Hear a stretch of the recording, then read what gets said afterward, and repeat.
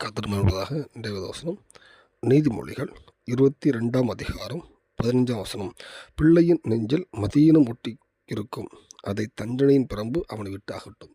கதிர்மன்பதாக இந்த வசனம் பார்க்கும்போது, பிள்ளையின் நெஞ்சில் எல்லாருடைய பெற்றோர்களுக்கும் பிள்ளைகள் இருக்கும். அந்த பிள்ளைகளுடைய நெஞ்சில் மதியினம் சிறு பிள்ளையிலிருந்து சில மதியினம் ஒட்டிக்கொள்ளும் எதுவும் சொல்லுது.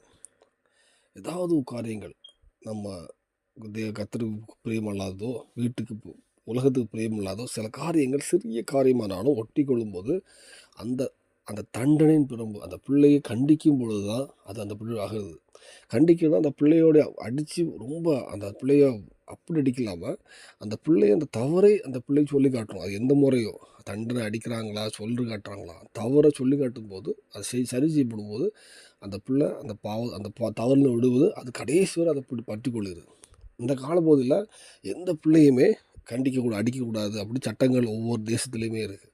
அப்போ அந்த பிள்ளைகள் வளர்ந்து வரும்போது ஒரு காலப்பகுதியில் அந்த பிள்ளை எதுக்குமே அடங்காத பிள்ளைகள் ஒரு தலைமுறைகள் இன்றைக்கு தலைமுறைகளில் அது எல்லா தேசத்துலேயுமே பார்க்கலாம்.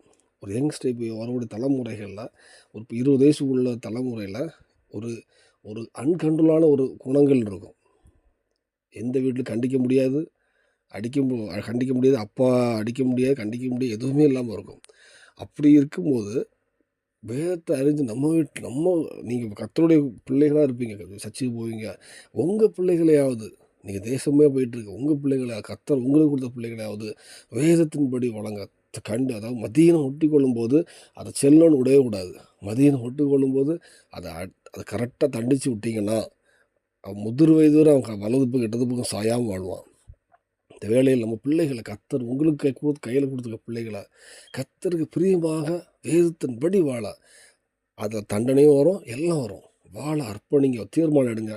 இந்த பிள்ளையை பூமியிலும் தேவன் சாட்சியாக மாற்றுவார். பரலோகத்தை தேவன் ஆயத்தப்படுத்தி அநேக ஜனங்களே அவன் பரலோகத்தை கொண்டு பார்த்து மாற்றுவார். அர்ப்பணிப்போம். தேவன் கிருபை செய்வாராக. ஆமென்.